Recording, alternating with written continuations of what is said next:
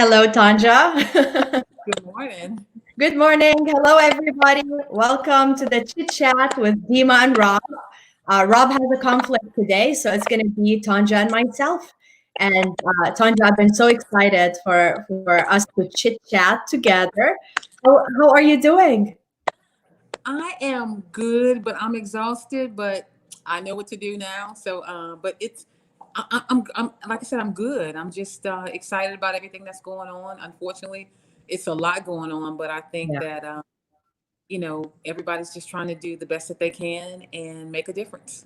Yes, yes. The timing is interesting. It's time for us to evolve as humanity. So even though it is tough and so intense, but it's important for us to experience everything that's happening. Absolutely. It's almost like when you're doing a good tea bag, it has to go through a process of being in hot water and maybe some difficulty, but when it's all said and done, it's the perfect cup of tea. And I believe that, we're resilient. And when we are given a challenge, we rise to the occasion and we make it happen. I have to believe that every day. I love it. I never heard of the tea bag. So this is so true. Yeah, it's very hot right now. So Tanja, I remember I met you a few years ago. Um, uh, I forgot his name. Casey Casey. Phillips. Casey Uh-huh. introduced us, and I remember meeting with you at Magpie, and we got to talk about all the amazing initiatives that you were working on, and you're still working on right now. I remember you were doing a lot of things with the prison system as well. So before we go into all of the details, tell us your story. Tell us more about who you are. I'm a wife, I'm a aunt, I'm a sister, I'm a vet. Um, I've been in recovery from addiction for over 30 years. Um, I think out of everything I just said, I am funny. My husband don't think I'm funny, but I think I'm hilarious. And so again, I've had this amazing life where I've got to do all these amazing things, and just like anybody else, when you're younger you think you can do all these great things, and then you have to narrow it down to a few. And so Yeah. you know um, I made a vow to God about 30 something years ago, if he would help me, I would help others. So I get to wake up every day on a mission, like I'm gonna save the world, and push hope every day. And so, because of all the things that I've been through, I'm just, grateful that I get to share that message of hope, that recovery is real, that no matter what you've done, you can still rewrite your story, Mm. and that you can get up every day like myself on a mission and with purpose. And so I'm just grateful that I get to do that through all the bad things I've been through. A two-time suicide survivor. Um, uh, I was molested when I was 7 years old, and that caused me to have a lot of Mm. anxiety and a lot of trouble growing up as a kid. So I had a really, really rocky childhood and teenage years, but Mm. I'm so grateful I can look back on those years and say, all the things that I've learned, I'm able to apply that to my everyday life, plus tell others that if I could do it, they can do it as well. Wow. You're such an inspiration. My goodness. And I love when you said you're on a mission. You are a woman on a mission and you're in the process of changing our world. That's Yeah, my dad. I'll say all the time that I am my daddy's daughter. My dad was a force to be reckoned with, and I'm not gonna lie. When I was a young girl, I just did not understand what the heck he was doing. Mm. And one of the most profound things he did one time is that he would like wake us up in the middle of the night and have these family meetings. And one day, he woke me up and he said, "Tell me what is north, south, and east and west. I need you to show it to me." And I'm like, "Okay, north, south, east, and west." And he's like, "Show me again." And I'm like, "North, south, east, and west." He's like, "Again, Tanja." I said, "North, south, east, and west."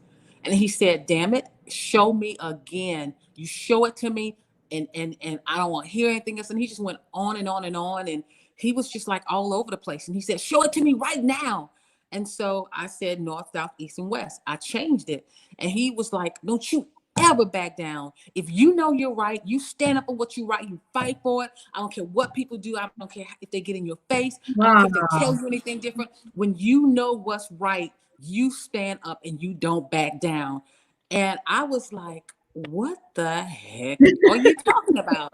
I mean, it So freaked me out. powerful. It really did. Yeah. But it's the thing that I do every day. And once I know that I'm in a cause, I do not back down, because I believe that, we all have a space in this world to do what we were created to do. And so by any means necessary, I'm my daddy's daughter. And when I'm focused on something, it's, for the good of not just myself, but for everybody. Wow. That was such a powerful lesson early on in your life, because can you imagine how much we doubt ourselves?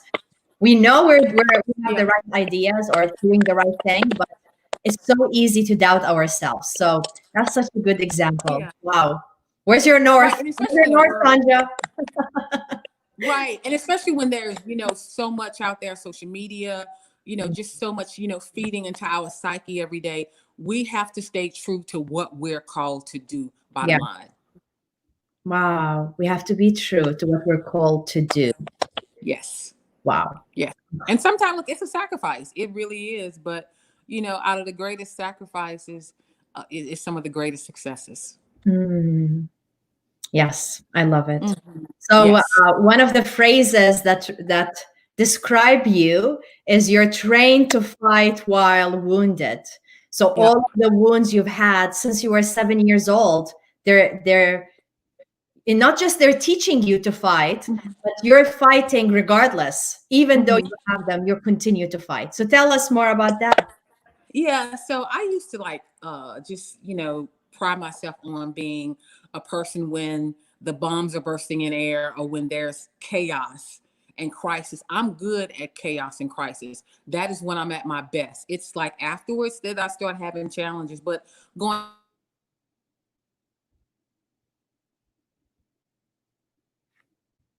back to my father, he trained me to be a soldier out in the world. And then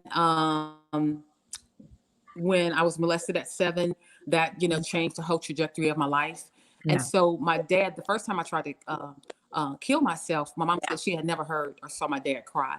And so after that, my dad, began this quest to just instill knowledge and power, and trying to really encourage me to know who I am, and to build on some of the foundations that he was teaching me. Mm. And he taught me how to fight. Now, even though I'm this young girl, when I was in elementary school, I was kicked out of school for fighting because I had all these behavior issues that Yeah. I didn't know what was going on with me. And Mm. so one of the things, like I said, my dad taught me to fight. And so then when I got in the military, they train you to fight while wounded. And so that when I was in the military, I excelled because, again, my dad was a Vietnam soldier. So he kind of, trained me, him being a drill sergeant, kind of to be the same way. And so I've always been able to continue to do what I needed to do, even though I was hurt, even though I had been wounded. It's a good thing. However, it's really not, because or it has to be a balance in that, because one of Yeah. the things by being trained to fight while wounded is that I continue to go on in battle, I can continue to do the work. But the other part of that is that by the time, if I do have a wound and it get to a point where I'm hurting, or Mm. now it's has an I have an infection, it's kind of too late. And Yeah. so my dad did a good job in training me how to do that, but then I think I took it to a whole nother level, and kind of just didn't worry about if I was wounded, if I was hurting. I had to continue to go on. My hurt don't matter. Other people help, hurt does. Yeah. So being trained to fight while wounded has been a blessing for me. However, I've really had to kind of like dial back and say, okay, Tanja, you can't brag that, if, you have 15 different hits and you're able to do that. At some point, you have to stop. You have to attend to the wound. You have to attend to the hurt so Mm. you can heal. Ah, so powerful. Oh my goodness. Because I get it. And Mhm. for many years in my situation, I was not just um, trying to fight, it's really trying to survive. So I love That's what you good. said about the balance. You didn't use Mhm. the word healing. So what did you do to help yourself heal? Well, one of the things I had to do is, like Edgar Allan Poe said, to thy own self be true. And I had to acknowledge that I did have hurt. And it wasn't until like maybe about 10 years ago that I was able to put Mm, a name to the pain, and it was trauma. I didn't know. I just knew I was angry all the time. I just knew I had all of these behavior issues, which caused me to then use drugs to try to mm, self medicate. It then before you know it, I was using sex mm. to Yeah, buy to sell myself into yeah. in this whole nother world. And so I had to realize that, Tonja, you have some hurt. You need to deal with the pain. Until I was able to address, okay, that's what that pain is. That's where all the anger comes from. That's where all the frustration comes from. Now it's time for me to get the help that I need. Even though I had been off drugs for about 20 years or so, I still had some issues dealing with depression and dealing with anxiety. And it wasn't until I finally listened to a friend of mine and said, hey, look, I think you really need to go and Mhm. talk to someone.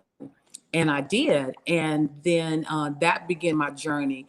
And then I was in a training one day, and they were talking about trauma, Mm, the ACEs. And I had never heard of that. And even though I'm in the field, most of my time was spent with addiction, not the mental health side. yeah. And so this trainer was talking about trauma, and I'm like, oh my God, that was me. That's me. And then and only then, when I acknowledged it, addressed it, reached out for help, then the healing really began. Wow.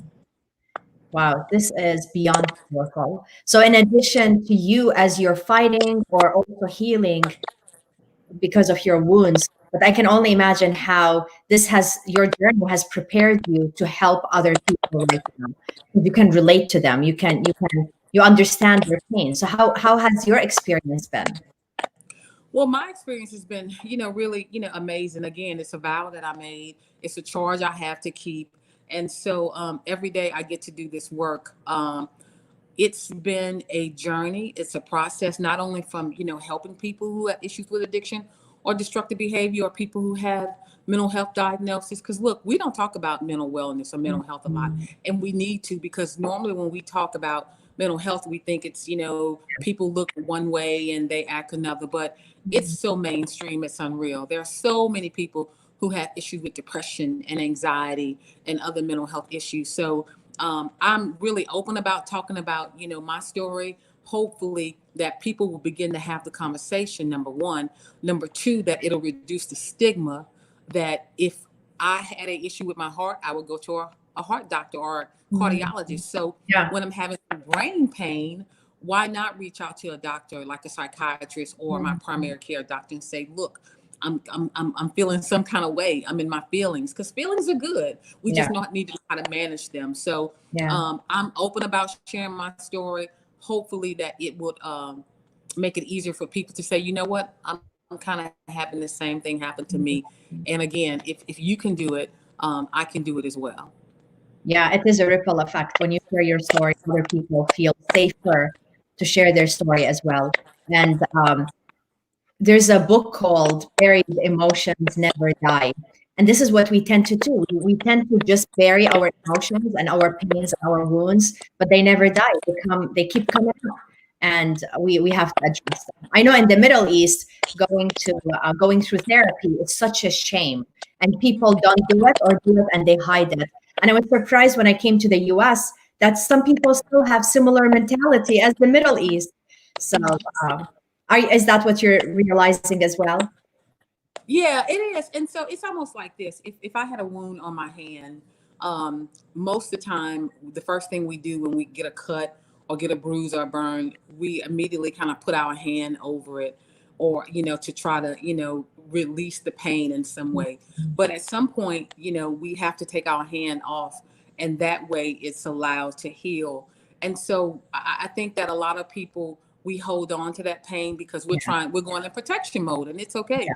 So we want to protect ourselves. And sometimes we can do that. But other times we need to reach out, and we need to, talk to our friends and talk to our family, or sometimes talk to a professional. Look, Mhm. I have a therapist that I see every other week. And I tell people all the time, therapy is not scary. but it's talk therapy, and it's someone where I get to go and I have a whole hour. I can talk my head off, and it's my hour, and we process through stuff, and Mhm. it's a beautiful thing. And again, I tell my story in hope that other people will say, you know what, it's not scary, it's Yeah. needful, I need to go and get that help. And Mhm. so I see it, happening more and more. And look, particularly in the African American community, I mean, we were taught as a kid, don't you tell people your business. You don't need to go to that. That's not what we do as a people. We'll go to the church, or we'll keep it to ourselves. But some secrets will make you sick, and we have to Mhm. reach out and get the help that we need. Wow, some secrets would make you sick. You have the best phrases, the best images. Oh my goodness, holding to the wound, the tea. Oh, I love it. I will never forget this. That's absolutely amazing. So even now, when I think about all the changes we're experiencing as humanity, and specifically here in the US with the protests, people finally speaking up, more and more individuals giving support to the Black community. That's like a lot of shift that we are experiencing. We're living in it right now, and as a result, I'm sure that is triggering a lot of individuals, their feelings, their memories, their experiences. So what advice would you have for them, anybody who is happy about the change but also is somehow Yeah. unable to handle it? Well, I'm glad you talked about triggers, because I think we need to, again, have that conversation Mm, more, because trauma is real. We've been through a lot in the last 4 years, as especially my community and as a country. mm, 4 years yeah, ago, we experienced the great floods here in Baton Rouge. We had the Alton Sterling shooting, yes, the police ambush, and our city was a city that was in distress and unrest, mm, and so you had a lot of people feeling a whole lot of emotions, because they had lost stuff maybe due to the flood. You see these images of this this man getting murdered, and then you see the police ambush, and it's just so much. And now we fast forward, we're in COVID, we see the protests, Mr. yeah, George Floyd, his murder. And so there's so many different things coming at us. And so I'm excited, because it gives everybody is now finding their voice, and people are realizing that their voice matter, that yeah. they matter. And people are just kind of sick and tired of being sick and tired. It's something we say in recovery all the time.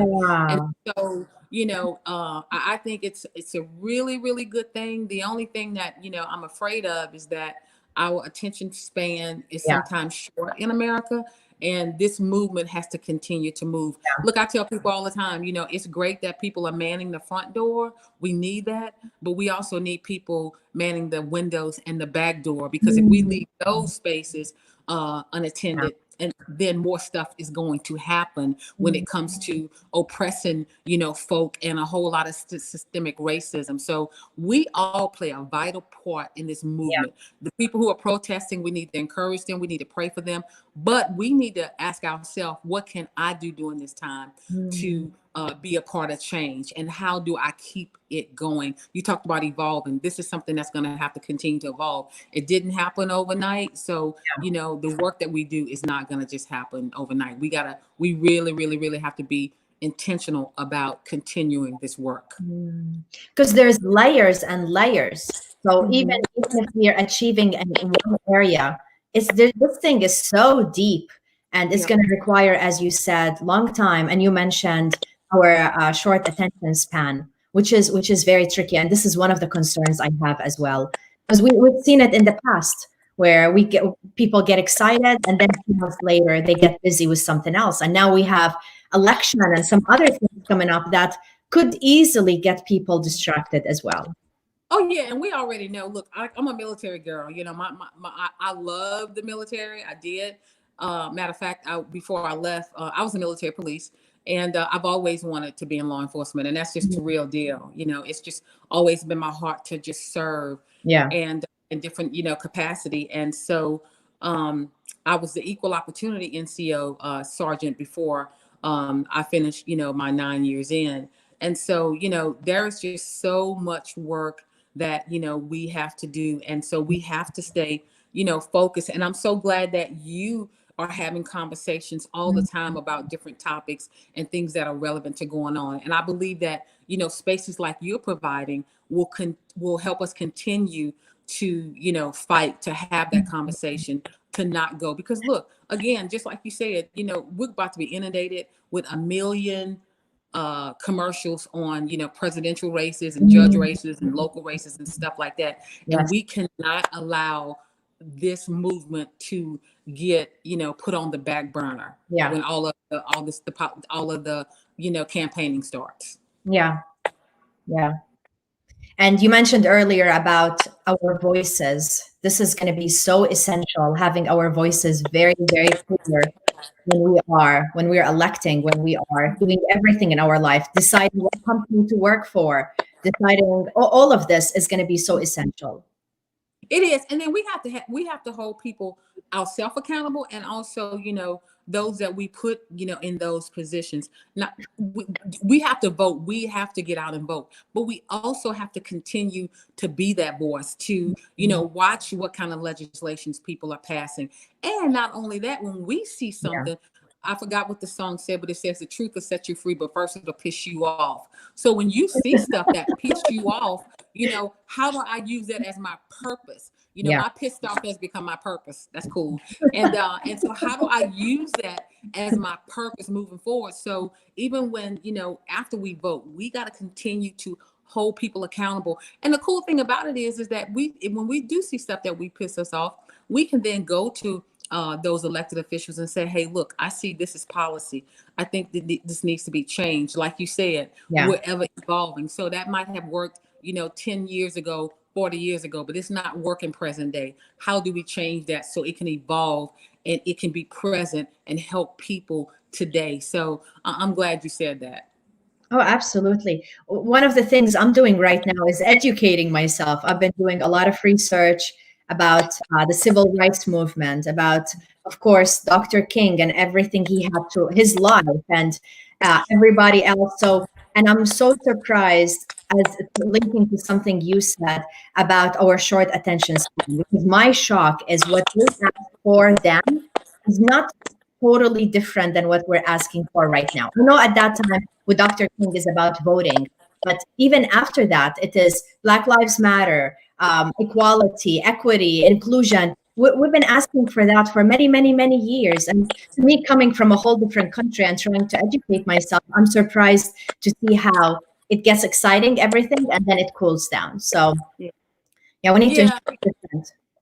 Yeah, I mean, like I said, we have to keep it going. We really, really do it. And that is, I believe we respect everybody's role. Again, we, just like in the military, every role is important. I tell people all the time, so you have the frontline soldiers who are on the battlefield. They're like hand-to-hand combat. They're doing the work. However, there's also someone who is a cook in the Mm, military. yeah. Well, just because they're a cook don't mean their job is not important. You Mm, let them frontline workers miss a meal and see when they get weak and they're not able to battle because they have no nourishment, they have no food in their system. So everybody matters. yeah. Just the admin part. Every role matters, and so we really have to respect everybody's role and let people do what they're called to do.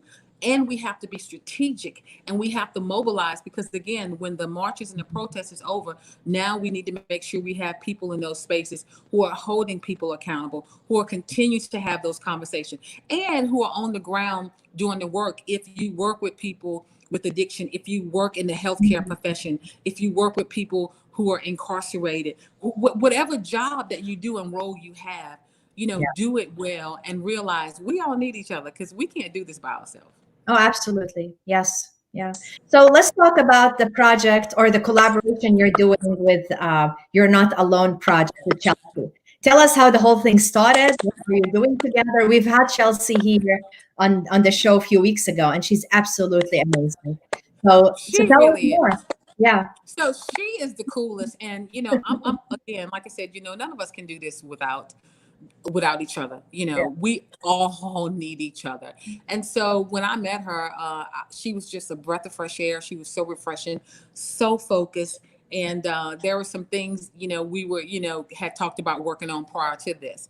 And so when she, reached out to me and said, hey, look, I want you to be a part of it, I didn't even have to think about it. I'm like, oh, Mhm. count me in. What do you need me to do? Yeah. And so it's just, I'm grateful that I get to serve with that project.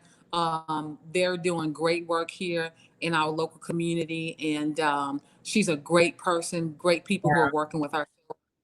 I'm super excited to be able to talk about, mental wellness and just, moving people forward from a place of hurt to healing. And the fact that, I'll get to do that with her is really cool.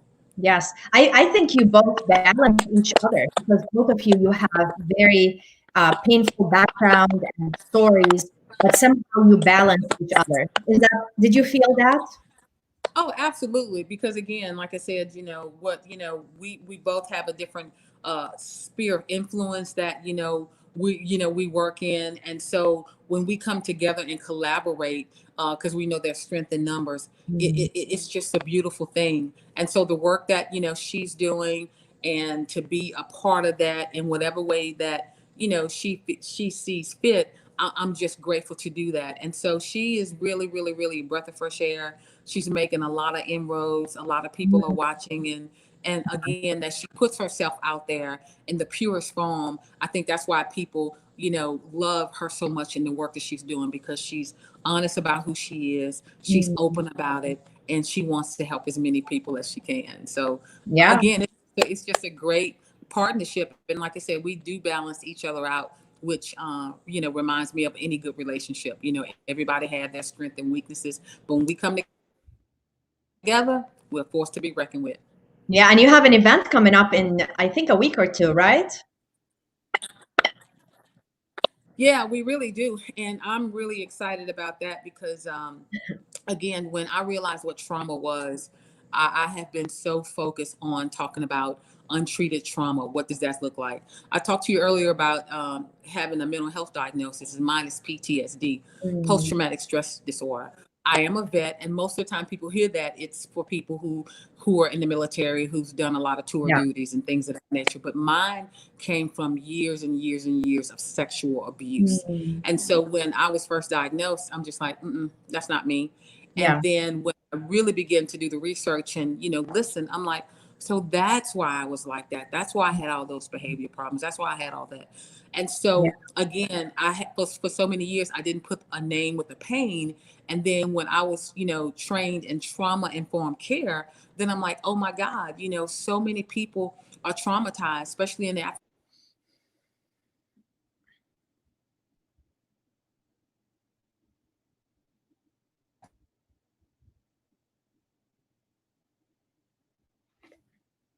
have a lot of people who are, having a lot of different challenges when it comes to, addiction or can't sleep or a whole lot of other things. Mhm. So I'm just excited that, we get to talk about trauma, what it looks like in the African American community, and moving forward, how do we treat it? Absolutely. And we so much need it, and the timing is very important. So, Yes, it is. It really is. let me ask you about your show because you also have uh, a radio show. You do a lot of things to keep people connected and informed, and you feature a lot of individuals. I know I was on your show as well. So tell us more. How's your show doing? Are you still doing it? Yeah. How can people follow you? So let's talk about that. So that's another thing. When I was a little girl, I had the gift of gab. When I was a little girl, I had dreams to perform on Broadway. Oh, Could wow. I could I could sing to you the whole West Side Story. I mean, I can. I was this little girl who loved to entertain people, and then I became this little monster who, again, people used to always ask me, Tanja, what the hell is wrong with you? Nobody Oh, ever asked me, Tanja, what happened to you? And mm, so, being that little girl who loved to entertain people, she kind of got lost, but then she reemerged. And so, it's just funny that now with the gift of gab, I get to use that to help people. I used to do TV. I had a TV show called Choices, empowering you to make a better choice so you can live a better life. And it ran for like 7 years. And so, when I was doing a commercial for an organization, I had to go to the radio station, and they said, "Hey, look, have you ever done radio before?" And I'm like, "No, I just got the gift of gab." Mm. And they were like, "Hey, look, there's something we'd like to talk to you about." So a couple of weeks later, I went back and they were like, "Look, we would like you to be the public affairs director for Cumulus Baton Rouge, Wow. and your weekly show. You can invite anybody you want to. You can create it. You got to keep the name the Tailgate Show, which I didn't understand at the time, but I'm like, all right." But the show has been in existence for about 4.5 years, and can I tell you, it's been a great show because what I like to do, I like to connect people to resources. I like to connect people who are doing this amazing work. I like to showcase them and let people see what they're doing, but not only that, but to see that there's help out there. And so again, I'll go back to, none of us can do this by ourselves. So having my guests to just, showcase their work, getting that information out to the community about all these great resources. I love it. The show, it's a weekly show. It comes on every weekend.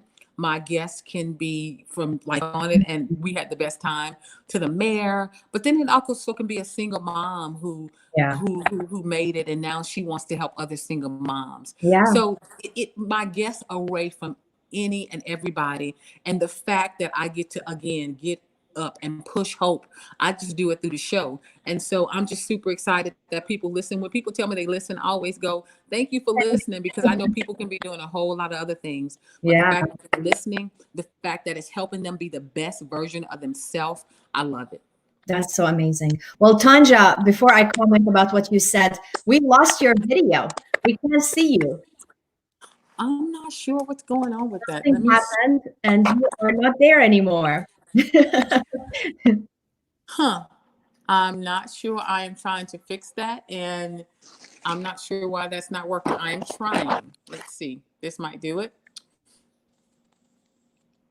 Yeah, the whole video is gone. Okay, I'll keep trying on my end. I'm glad you can hear me though. That's okay. That's okay. We'll keep talking. So yes, I had so much fun being on your show. I think it is so powerful. And the best part about oops, we lost Tanja. So I know she's gonna join us soon, but I guess this one, let's see if she's gonna join.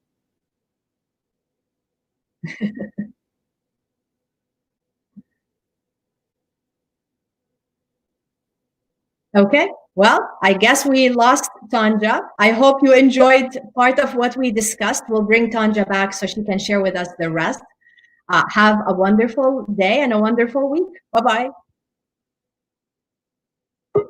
Oh, is she back? Here you are. Yeah. It's so funny. I just told everybody goodbye. I'm like, Tanja is gone. And I said, we're going to bring you back for a different show. And here you are. I am so sorry. I'm not sure what happened with that connection, but I'm back. That's okay. Well, I love that you're back. I love it. So, and thank you for coming back and having your camera working. Um, I was saying before you hanged up, I had so much fun on your show, and my favorite thing, whether being on your show or now bringing amazing guests to my show and my Rob and I our show, is hearing stories. Like an individual doesn't have to be changing the world, but just hearing people's stories, hearing their experiences is so powerful. And I can only imagine how many stories you've heard throughout your show you said for the last 40 years. Well, my mom always told me, and again, I didn't understand it when I was a little kid, that charity begins at home and Mm, spreads abroad. So, the first thing that we have to do is make sure that we're taking care of our family first, yeah. and then our community, and then our country. It has to start inside our home here, our home first, and then spread out. So, again, like you said, each one of us has a vital role to play while we're here on planet Earth. And Mm. I believe when people find that purpose and begin to walk in that purpose, it's not only good.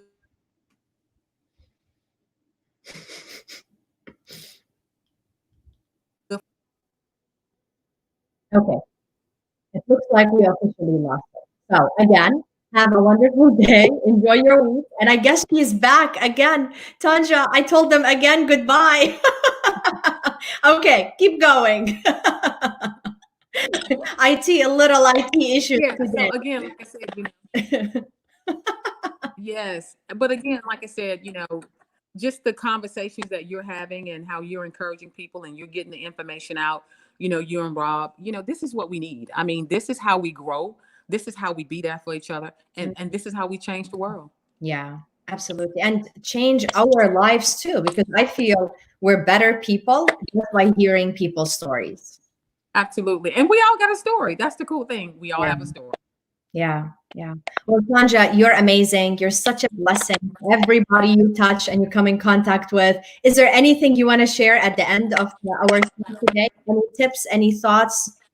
Yeah, I want to let people know that healing is your birthright, that, we're all going through a lot right now and we will heal, but it's going to take us making sure that we take care of ourselves, our families first, and then our community. And to, not sit back during this time. You matter, your voice matter, what you do matter. Again, I can't say it enough. We all need each other. Just like, this show, I mean, what great way to get information out. What great way to push hope. What great way to let people know that they're not alone and that they matter and that they can do it. So I just appreciate you and all the work that you have continued to do, to just push people and to edify them and to encourage them. And like never before, we all need that. So I just want to thank you for, allowing me to do this and the work that you will continue to do, because I know it's going to help a lot of people. Thank you. Well, I appreciate you and all the amazing things you are doing and you've been Takes doing. one to know one. You're a wonderful friend, and everybody who gets in touch with you, like just close to you, we're all so fortunate. So thanks for everything, and I'm very, very grateful to have you in my life. Thank you, and thank you for coming to our show today. Anytime. Anytime. Have fun. Bye. Thank you. Bye, everyone.